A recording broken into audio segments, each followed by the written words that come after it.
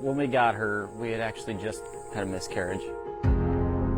A rescue named Nikita to heal their broken hearts. I tell you, this puppy was one of the best puppies I've ever seen in my life. Until late night snacking turned tragic, says Cameron Cordes. Watching movies or whatever and fell asleep, left the chips there and woke up and there's Kita laying on the floor. Kita had suffocated on the chip bag. It was so draining that day. As soon as we left the vet, came home and laid in bed the whole next 3 days. Then they learned of hundreds of other victims, like Mila, whose owner was just in the shower. Boomy got into a trash can, Campbell into a beach bag. I typically hear from 3 to 4 devastated pet owners a week. Some are lucky, like this pup, and receive oxygen quickly, but most don't, says Bonnie Harlan, founder of the nonprofit Prevent Pet Suffocation. Pet suffocation is actually very common. The problem is most people have never heard about it until it happens to them. Like her handsome boy, Blue.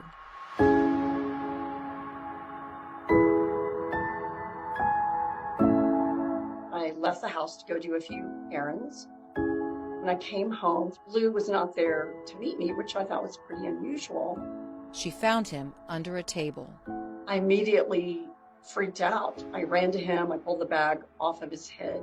He was still warm. I called my vet, crying, hysterical. He actually walked me through CPR. It was obviously too late for Blue. It's a matter of minutes sometimes. Veterinarian Dr. Randy Hutchison at Animal Clinic Northview in North Ridgeville explains. That's the length of their muzzle, and that gives a kind of, for their bag to kind of go along the length of their head. And as they're breathing in, the moisture they create by breathing and panting makes the bag even stickier and sticks to their head at that point. Almost impossible for them to remove. You think they can do that, and they try and paw it off from doing that. But again, the harder they breathe, the tighter it gets adhered to their muzzle. You never think it would happen, but it's something to be mindful of. Including some veterinarians. The first thing she says is, well, how'd your dog pass? Well, she suffocated on a bag of chips. Looked at me like I was crazy. My vet said to me, I could have warned you about 100 things, but a chip bag would not have been on the list. So now she's warning everyone with a simple tip people can do this very minute to save lives. And all you need is a pair of scissors. I tell everyone, cut up all your food bags. If it has food in it, cut it up. But you also want to serve all your snacks and treats in containers. Storing them well out of reach.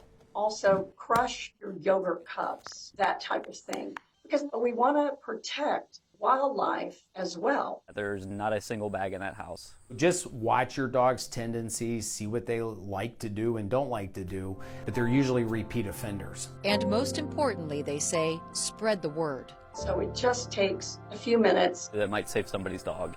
In Cleveland, Suzanne Stratford, Fox 8 News.